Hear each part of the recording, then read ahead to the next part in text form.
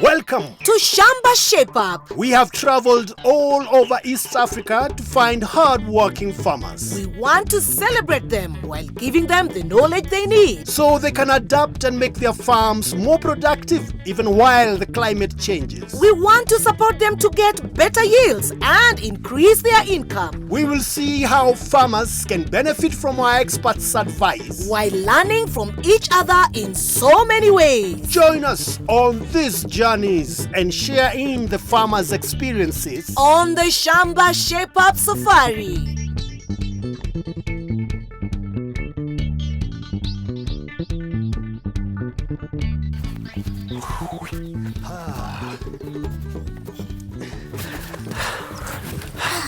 Hello and welcome to Shamba Shape Up. This week we're in Kimutwa village, Machakos County. What is it, Tony? Caro, I'm thirsty. It has not rained for weeks and the rivers are drying up. That's so true, Tony. The water is not enough for farming, let alone human consumption. And yet farmers in this county depend on rainwater for farming. The farmer we are visiting this week is very smart and she knows the importance of harvesting water. Caro, I hope she can quench my thirst. I think she will. As I said, she's smart. She'll find a way. Let's go meet her. Let's go. Let's go.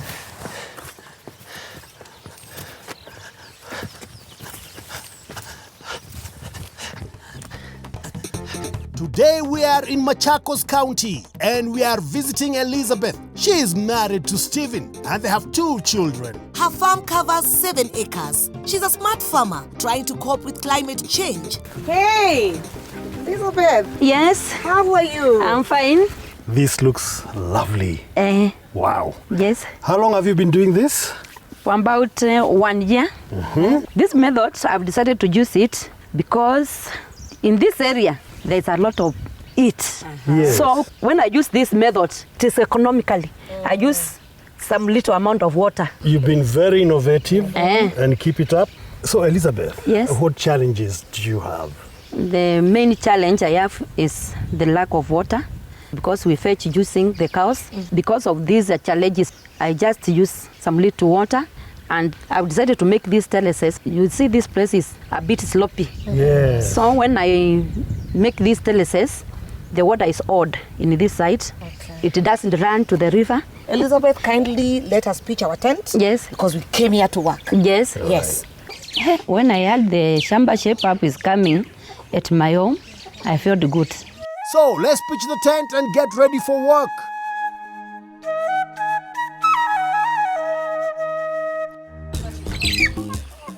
Elizabeth fetches water from her dam for home use, and she also harvests rainwater from the roof and stores it in these tanks. To clean the water, she uses tablets, but it doesn't taste very good and it looks cloudy. So we have asked Christopher Muli from Davies and Shutcliffe to come and give us some advice. Which water do you use for drinking? The rainwater. But during that dry season, I even use the dam water for drinking. How do you purify your water? I use the tablets for treatment. Have you seen or have you heard how other farmers purify their water? Others commonly use the method of boiling water. Others say that when they put the water in a jerrycan of 20 liters and leave it for 2 days or 3 days, that water is okay for drinking. There is no physical process of treating that water. Yes. Just putting water in a jerrycan and putting it in sun for 12 hours, it does not guarantee you any good quality water. Okay. Which is the best water for drinking? I would say it's treated water because you can treat any water. How should farmers treat their water or purify their water? Okay, there are different ways of purifying water, and I would start with Elizabeth's because I see she has rainwater. And we have a machine we call a triple UV machine. Triple UV. And it can clean the rainwater, it can clean the dam water, it can clean the river fetched water, and also municipal water, water with low minerals. So I'm guaranteeing that at any season you'll be able to receive good drinkable water through that particular machine. That machine is a 5-stage treatment process. The first stage is sediment filtration. And that is where you trap particles, which probably you can see with your eyes, and some other particles you can't see with your eyes. That's the first stage. That's the first stage. So there is a filter which captures that.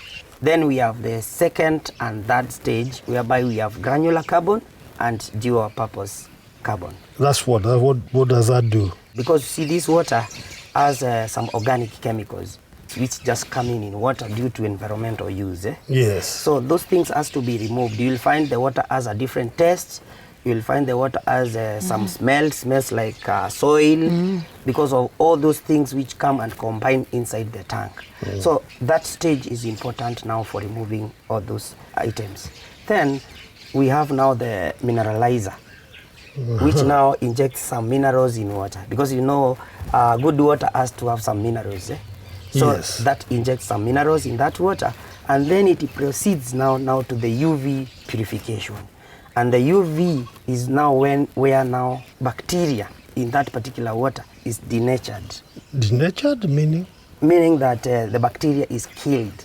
Completely. Completely. The water has no bacteria at all. The water has no bacteria at all.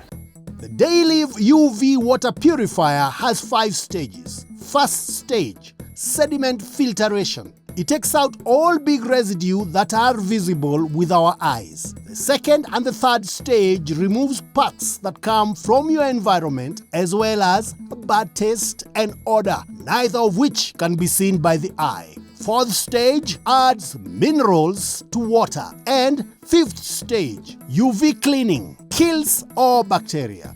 Does the machine have a warrant? Yes, the machine has a warranty of 1 year. Is it easy to install? Installation requires an expert who knows exactly what to do, so that the machine can be covered under warranty. We have parts which are replaceable, especially the cartridges or the filters. You can replace them between 3 to 4 months according to the use. Can I do the changing for myself, or it is a must to have an expert? You can change the filters yourself. Actually, there is a spanner we provide for opening the filter bodies. It is pretty simple, and then you continue using the machine. So Elizabeth can do it? You can do it yourself. Now that the Daily UV purifier is in place, Elizabeth won't have to use tablets to treat her water anymore. And look, she even has a water tap, so she won't have to pour water into her jerry cans. Time to test the purified water. Crystal clear and delicious.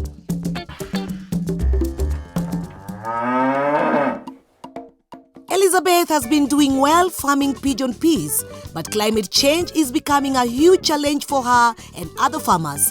I have asked Samuel Mburu from the county government to suggest ways that farmers can manage their pigeon peas. Good management of pigeon peas can lead to better harvest, which in turn gives farmers more food and more money as well. Pigeon peas are good in this area because it is a dry area, and they do better than the other crops like maize, like beans, like the cowpeas. Pigeon peas is a hardy crop. It grows in places that have little moisture, and also its nutrients requirements are not that very high. So with the little moisture we have here and the high temperatures also, pigeon peas will still be able to at least give forth some harvest. How has climate change affected growing of crops in this area? With climate change, we have had issues with crop production that were never there before. For example, there are times it rains a lot within a very, very short time. So much rainfall ends up washing away our topsoil that has all the nutrients, the necessary nutrients for crop growth. For the crops. Also, a lot of rainfall falling within a very short time also results in something we call leaching, which is the washing away of all the nutrients below the root levels of most crops. And also we also have an issue with the incidences of pests and diseases being more often, and also new pests and diseases that are attacking our crops that were never there before. So that in mind, we are recommending our farmers to grow pigeon peas. Because, for example, pigeon peas can be able to deal with the issue of leaching or the washing of nutrients below root levels of most crops, because pigeon peas have a deeper root system. And also, pigeon peas are a legume crop. They have the ability to fix nitrogen. They end up adding fertility to your soil. And then during planting, it is advisable to use fertilizer. We should also use well-decomposed manure. When planting pigeon peas, space them 30 centimeters to 45 centimeters from plant to plant. This is enough space so the plants do not compete with each other for nutrients. So looking at the spacing in between the pigeon peas crops, the farmer will need to at least uproot the plants that are in between in a way that she retains that spacing of 45 centimeters in between two plants. All right. Also, after germination, you'll find that the way you planted your seeds, according to the recommended spacings, there are places the plants don't germinate. Where there are those gaps, in order to maintain productivity, our farmer will require to go back to that land to replace all the seeds that did not grow.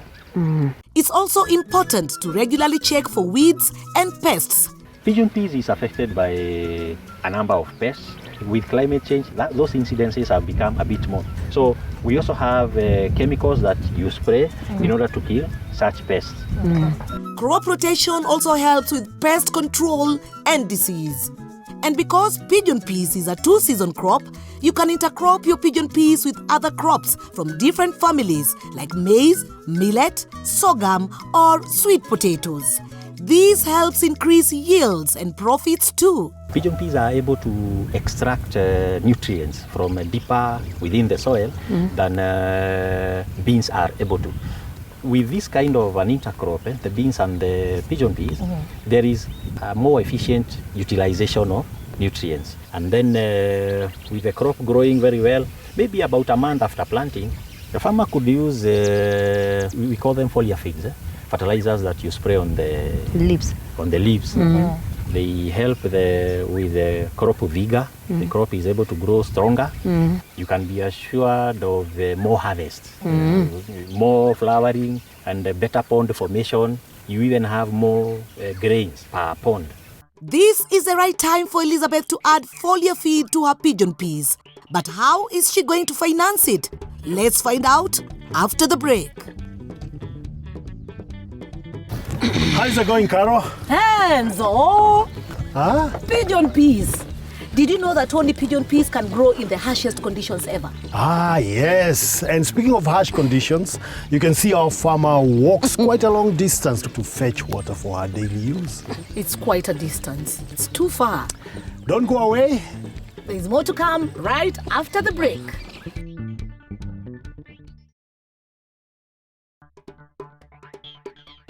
Welcome back. To Shamba Shape Up. We are in Kimutwa village, Machakos County. And we are visiting Elizabeth with her family. We still have a lot of work to do. To the Wayani. To the Uyani.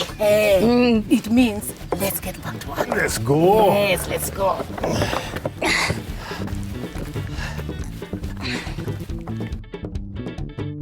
When we were talking about her pigeon peas earlier, we realized that Elizabeth needs a foliar feed. A vegetative and nitrogen foliar feed will help her pigeon peas grow more leaves and will also add nitrogen to her soil. But farm inputs can be so difficult to afford, especially when there are so many other expenses on the farm. I called Cecilia Mativo, a financial expert, to help Elizabeth understand how she can plan for her inputs ahead of time. For this time, I can say the most important thing by now is the foliar, which is the fertilizer for the leaves, PPE kit, the medicine for pests, something like that. I am sure maybe you'll need some help, or you're going to do all the work by yourself. Oh, of course. There is labor. Labor, which is very, very important, and many farmers forget that. You need to actually include it in your expenditure and the things that you need. Okay, roughly from what Elizabeth has said, she'll need 12,000. Yes. Okay. When all of those things are included. Yes. 12,000. Elizabeth, do you have 12,000 shillings now? By now, I don't have. you don't have. And as we've seen in the Shamba, the pigeon peas need the foliar feed. Yes. So, Cecilia, what is our farmer going to do? As a farmer, there are two options. One is through savings. You could have saved. You plan your pigeon peas need this and this at this time. So you could have done a savings plan. For her to have 12,000 in 6 months, she could have saved 2,000 in a month, or 500 shillings weekly, or 72 shillings on a daily basis. So you could be having the money now. Do you keep a record of everything that you do in the Shamba? Like, for example, you have the pigeon peas, you've planted crops, you have cows, the amount of milk that your cows give you. To be sincere, I don't keep records at all. You keep a record, you know, me as Elizabeth, a farmer, I've gotten this much today, and I need to save this much for particular goal. Now you have to save first, then you start spending. Okay. Yes. But now, since you don't have the savings with you, now we have option B. We do input financing under the agriculture category. With the financing of inputs, you go to the agrovet, you make an order of all the foliar feed you need.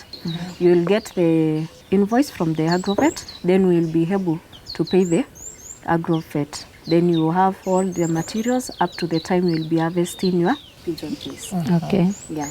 That will be good. You financed her the inputs and they've amounted to 12,000. Yes. So from there, what happens? From there, we give you a 1 month grace period. Then after the 1 month, you will start paying your loan. And the loan is paid on a monthly basis. Now, you have to know how you will be getting your funds to finance the loan. After being given the 1 month grace period, where you're not asked to pay anything, you start Yes. paying on the second month. And that's where you pay. If it is monthly, you pay 1,000. 1,180 for the next 12 months. Okay. Yes. And if you decide to pay in 6 months, In 6 months, the monthly installment will be higher, but the interest will be little. So you will be paying on a monthly basis 2,160. all right, so that's one option. Yes. Which is the other option? The other option, we can decide, we finance you agribusiness loan, where you will give you the cash, then you will come and budget for yourself. At this point where the pigeon peas need foliar, you go and buy. But that is not advisable. Reason being, when you are having that cash, Elizabeth, you will go and divert the funds. True. Of course, it can be true. The money can be used in other ways. You can even decide to pay school fees or even go for a holiday. Even buying a dress. Or buy a dress. You see? So it's a common mistake that most farmers make. Yes. All right? Yeah. I recommend you just go to the agrovet, pick all what you need, you'll be given an invoice, then we finance you. In that way, you'll be sure up to the time you are harvesting, you'll get the required harvest from the pigeon feed. That makes sense. Don't you think so, Elizabeth? Okay. It is Very, okay. very nice. So, to help you in keeping these records, because apparently you've not been doing it, can we have the record book? Yes. Thank you very much, Waroi. So, this is what we have. Elizabeth, you now have no excuse.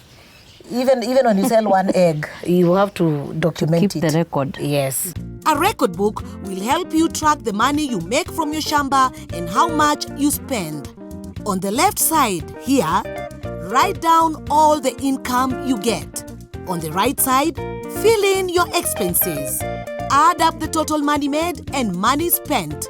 At the end of the season, subtract expenses from income. This will show you your profit. Okay. And it's going to greatly help you. Okay. All right? Yes. Okay.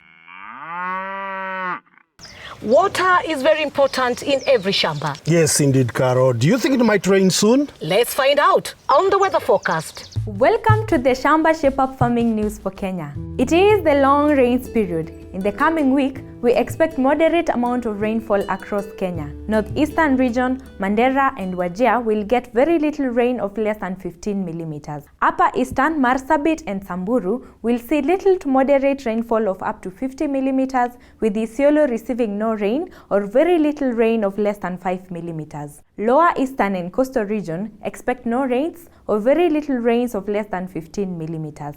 This includes areas such as Machakos, Makueni, Lamu, Kilifi, Mombasa, and Kwale. Some parts of Kajiado and Kwale will get moderate amount of rain of up to 50 millimeters.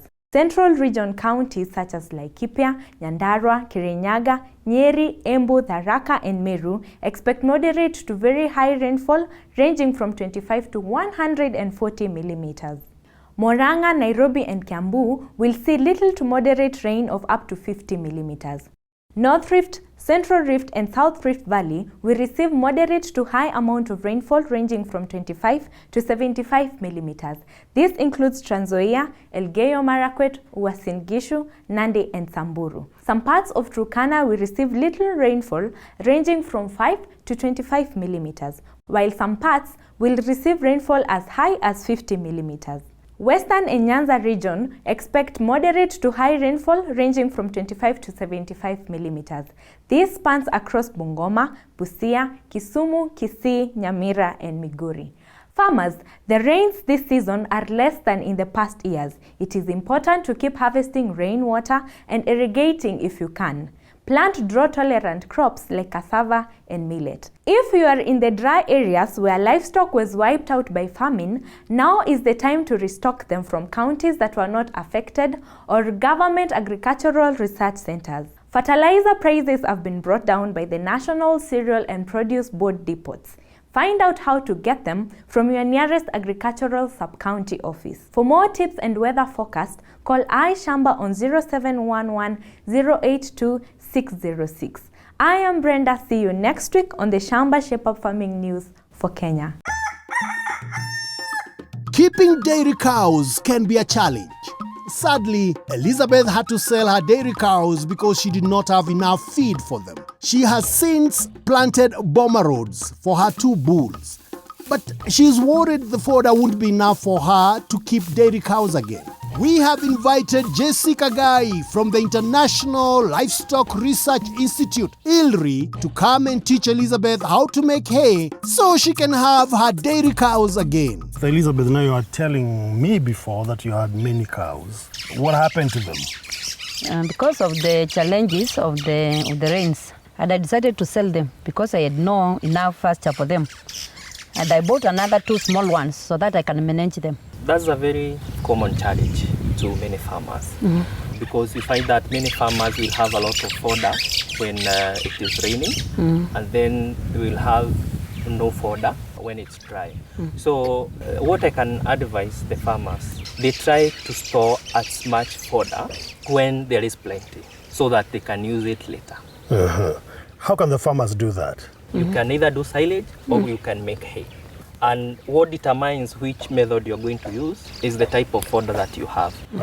So today we won't talk about hay. Yes. Elizabeth, Yes. have you ever made hay? No.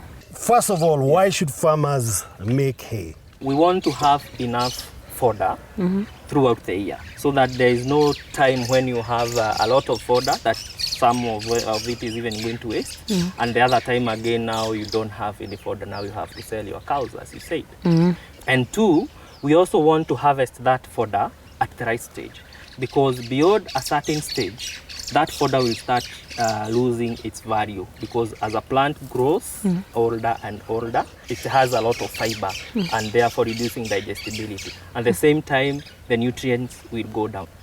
Again, when you harvest, when you cut that grass, you're also going to encourage it to sprout. So it will quickly come up again and you'll have a lot of fodder within a short time. Can I use any grass to make the hay? There are 2 things that you're supposed to consider. One is the quality of that grass, and 2, hay should be made by the thin-stemmed grass. Because even Napier is grass, but if you look at its stem, it's too thick for it to dry enough for hay making. So some of those grasses we recommend them for silage making. But also in this farm you have traditional grass. Most of these traditional grasses are not very good in quality. Okay. I would recommend that you use grass that is specifically improved for fodder, for example, bomber rods. Elizabeth and other farmers who have never made hay, step by step on how to make a good bale of hay. Hay making is simple, it's not complicated. So it involves 3 steps. harvesting, curing, and the baling itself, or making the bales. Remember to harvest your grass when half of your grass in the field has flowered. This is how the flower looks like. At this stage, the grass has more nutrients that is useful to the cow. You can mix your grass and legumes to make better quality hay. Hay should be made when the weather is sunny, when there are no rains. Okay. So you cut your hay or you harvest your hay. Please remember, do not heap it. You spread it. You spread it. And this is because the drying process is more helped by the air circulation. And also at the same time, you want to maximize the sun for it to dry, to lose enough moisture. Okay.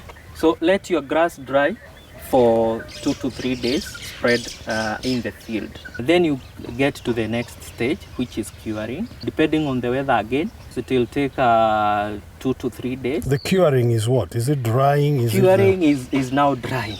And we want this grass to dry well so that you don't lose a lot of nutrients. So that by the time you are making hay, it still has that bit of green color in it. So in a normal hot day, in a normal hot day, we recommend 2 days. 2 days? Yes. So within now those 2 days, preferably after 3 hours, you can come and turn that grass again. And then now after that, you'll be able to see that your grass now, when you hold it like that, you can see it's not breaking apart, but again, it's not too wet. So is what we would call wilting. It has wilted. Make a box using materials available. Measure 75 centimeters by 50 centimeters by 40 centimeters. Once ready, put 2 strings and then start by putting grass layer by layer as you compact until the box is filled up. Then tie the strings and your hay is ready. I have never made a hay, but now I've known how it is meant. If you have the knowledge, farming is not difficult. So it has helped me so much. Store your hay in a shed so it doesn't get wet or get too much sun. Please make sure it's off the ground, away from the rats and rodents. A cow's well-being is very important. Not just what they feed and drink, but also where they sleep and rest during the day. While Caro and I were helping with the foliar feed and making hay, our Shamba shepherd Fundi, Kamau, had been working hard to fix the cow shed for Elizabeth's cows. The cows now have a roof to cover them from the sun and rain. They also have a drinking trough. Let's just go. Voila! Wow, Caro, this is a very good thing. I don't believe. Yeah. I like it. I'm also so happy about it. Come out, bring in the cows.